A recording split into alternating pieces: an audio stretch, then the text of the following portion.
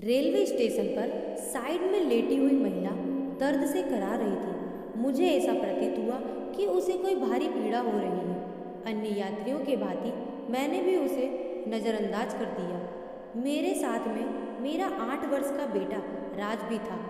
वह उस बुढ़िया के दर्द को दिल से महसूस करके उसकी ओर टकटकी लगाकर देख रहा था।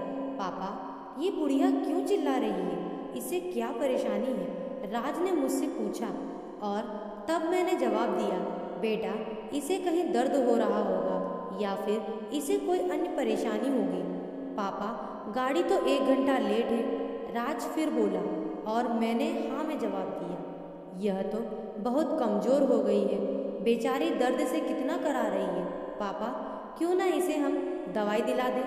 राज ने जब मुझे ये कहा तो मैंने उसे समझाते हुए कहा, बेटा, हम इसे दवाई क्यों दिलाएं?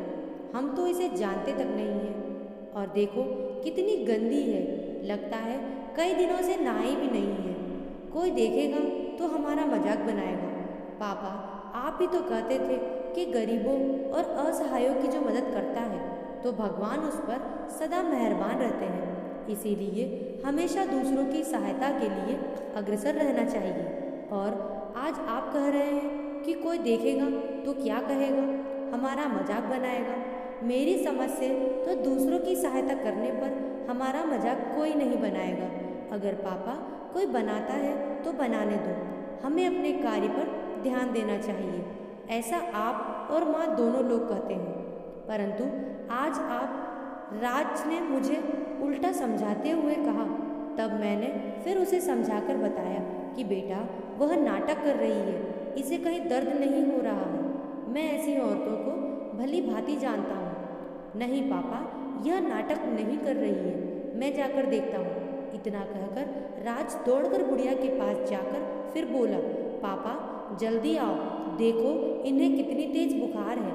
मैंने जानबूझकर उसके बुलाने की आवाज़ को अनसुना कर दिया, परंतु राज के बार बार बुलाने पर मैं उसके पास गया और देखा कि बुढ़िया काफ़ी गंदी है और बुखार की तपन से करा रही है। पापा, चलो इन्हें दवाई दिलाकर आते हैं। राज ने फिर मुझसे एक उम्मीद भरी नज़र से देखकर कहा। मैंने भी आवेश में आकर कह दिया, चलो चलते हैं।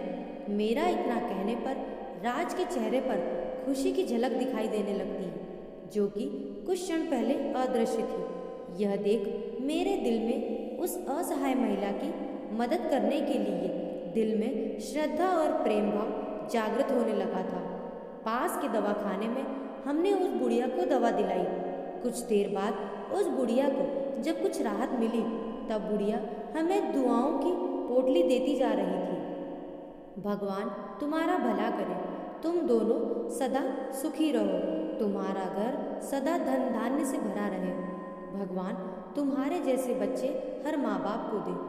उस बूढ़ी औरत के इन शब्दों ने मुझ पर बाणों का कार्य किया और मेरे अंदर बैठे असुर को मार भगाया। उसकी मदद करने का मुझे राज व खुद पर फख्र महसूस हो रहा था। साथ ही असहायों की मदद करने की भावना मेरे अंदर जागृत हो चुकी थी। जब हम रेलवे स्टेशन पर पहुँचे तो वहाँ पर उपस्थित यात्रियों ने भी हम दोनों को दुआओं की गठरी देना शुरू कर दिया। आप दोनों उस महिला के लिए फरिश्ता हो। आपके बेटे की तारीफ जितनी की जाए उतनी कम है। ये आपके ही संस्कार हैं जो आपके बेटे द्वारा उस असहाय महिला व यहाँ पर उपस्थित हर यात्री को प्राप्त हुए हैं। भगवान आपको हमेशा खुश रखे। ये वाक्य थे वहाँ पर उपस्थित यात्रियों के। कुछ यात्री कह रहे थे कि हमें इस बालक से सीख लेनी चाहिए। यह बालक समाज के लिए भगवान की एक महत्वपूर्ण देन है। यह सब सुनकर मेरा दिल खुशी से गदगद हो रहा था। आज मैं बहुत खुश था कि ऊपर वाले ने मुझे मेरे बेटे द्वारा व बेटे के रूप में कितना अनमोल तोहफा दिया है, जिसकी मैंने कभी कल्पना भी नहीं की थी। यह सोचते सोचते मैंने अपने बेटे को सीने से लगा लिया और कहा, थैंक्स बेटा।